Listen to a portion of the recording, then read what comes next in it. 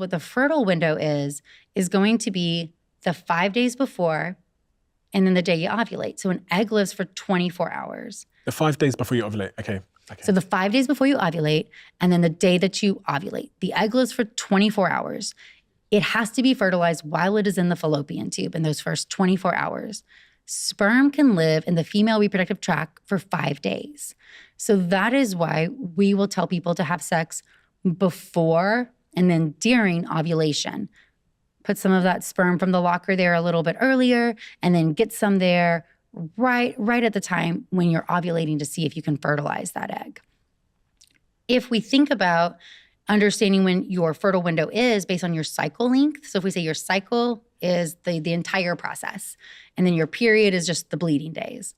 The entire process, if your cycles are on average 28 days, the corpus luteum lives 14 days. So 28 minus 14, you on average would ovulate on day 14. So the 5 days before and then day 14 are going to be your most fertile days to try to target intercourse or avoid if you don't want to be pregnant.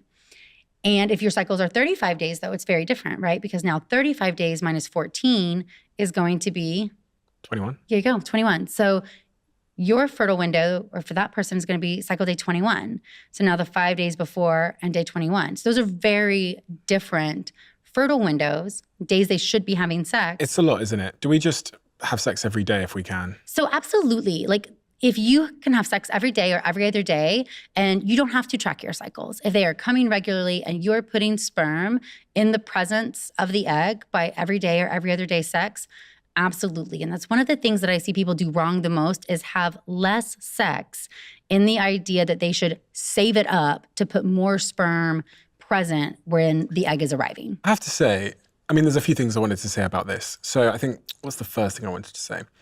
The first thing I wanted to ask is, how long on average do different age groups need to try before they hit the bullseye?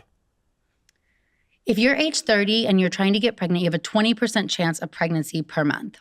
Okay. This means that the majority of people should be pregnant within 6 months. Infertility is defined as trying for a year and not getting pregnant within that year. So kind of going off the curve of that standard deviation. Importantly, trying to get pregnant means that you're having intercourse, you're ejaculating inside, and you're having regular periods. If you're not able to complete the act of intercourse and you're not having regular periods, people should not wait X amount of time to come see a doctor. You should go be seen right away. When my friends tell me that they've started trying, I always think, God, doesn't that just ruin the fun?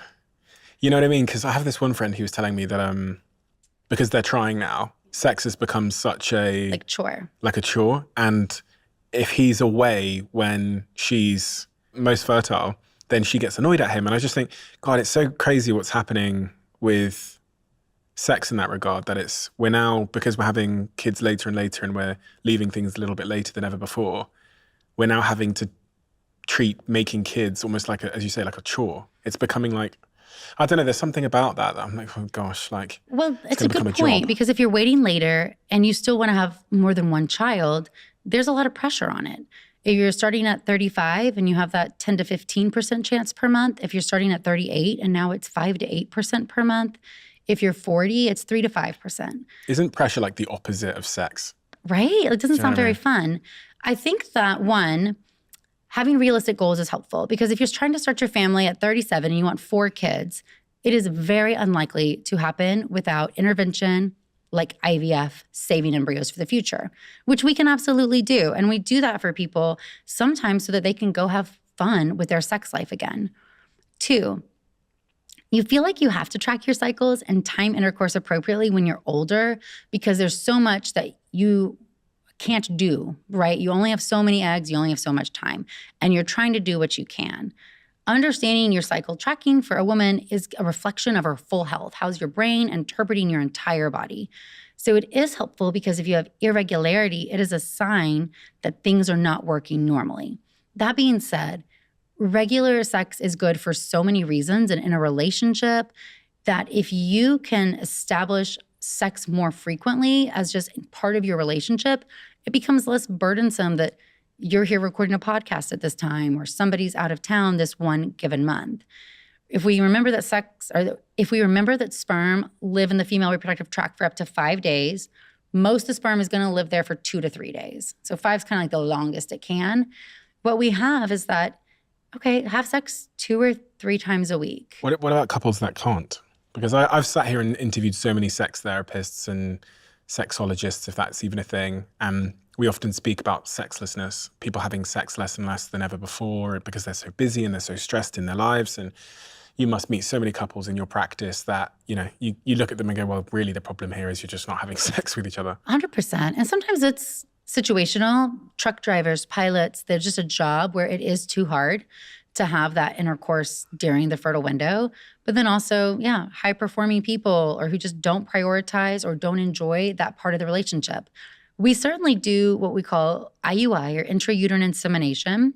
And this is where you take the sperm and you're putting it inside the uterus. So instead of intercourse, we are taking an ejaculated sample and then processing it and putting it in the uterus. Wait, so yes. I could just ejaculate in a Petri dish, get a little pipette and psst.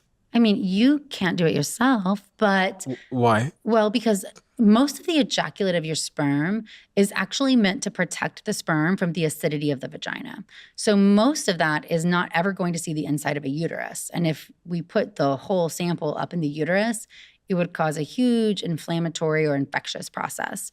But if we clean that sample and we pellet out, centrifuge it, and get just the sperm, we can then put the sperm into the uterus and avoid having all that protective ejaculate sample with it. If we talk about doing it the old-fashioned way, sex, there's a lot of misconceptions around how to increase our odds of getting pregnant. You hear about women putting their legs in the air after sex, or things like people think if you go for a wee, then you're going to wee out all the sperm and that's not going to make you pregnant. Are any of these things true?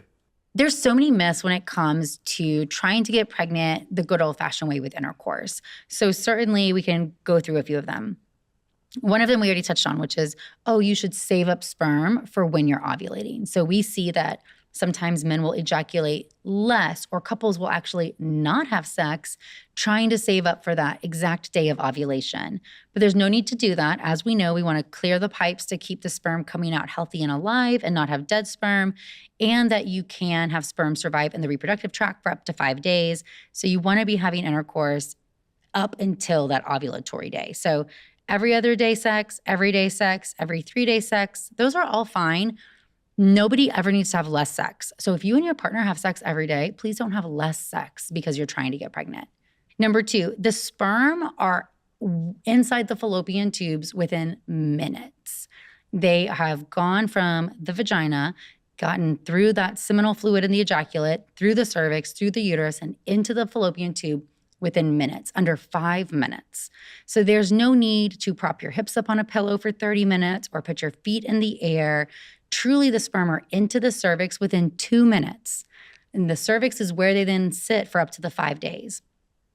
So the 2 minutes time that it's going to take you to withdraw, get up, go to the bathroom, the sperm are fine. You're not going to pee out any sperm. You don't need to put any device in to keep sperm in place. Keep your feet up, lay in bed. You can go and do whatever you want to do. And in fact, we know that urinating after intercourse for women decreases the risk of a urinary tract infection. So we try to encourage people to get up and be normal. I also tell people all the time, embryos implant, eggs fertilize when you are up and living your life. So you don't need to just be horizontal to have fertilization occur. So what about sex positions? Are there any sex positions that are more conducive with whatever position allows for ejaculation. So this is where variety is the spice of life, because as you alluded to earlier, sex can feel a little bit more of a chore when you're trying to get pregnant or you're struggling. So making sure that ejaculation can happen, there's not any position that is going to be better or worse or going to have higher chance of a boy or a girl or any of that kind of knowledge. If the female orgasms, does that increase the chance of fertility? We do know that orgasm does help, uterine contractions help get the sperm to the eggs faster. So we do know that. So how do we know that? How do we know that? Yeah. There have been studies looking at orgasm and then the speed of which sperm get to the fallopian tubes. We'll just say that. I was we thinking don't of all the causal factors. I was like, maybe it's just bigger and that's just... No. So yeah, just that those contractions are helping kind of propel the sperm up there. What about penis size? So penis size really doesn't matter. What's interesting is that penis size does tend to correlate with different race and ethnicity, also with vaginal length. So we tend to see different vaginal lengths in correlation with what tends to be a similar penis length based on that ethnicity or where that person originated from, which is super interesting. But you don't need to... You don't need a smaller penis or a bigger penis as long the sperm doesn't need to get closer to the cervix. A lot of people obviously think that. We yeah, obviously think we're when trying you to shoot it up into ejaculate, the like belly. it goes. It gets right where it needs to go. Okay. Crazy. It's super interesting. I've learned so much about all of this stuff today. If you love the Diary of a CEO brand and you watch this channel, please do me a huge favor. Become part of the 15% of the viewers on this channel that have hit the subscribe button. It helps us tremendously, and the bigger the channel gets, the bigger the guests.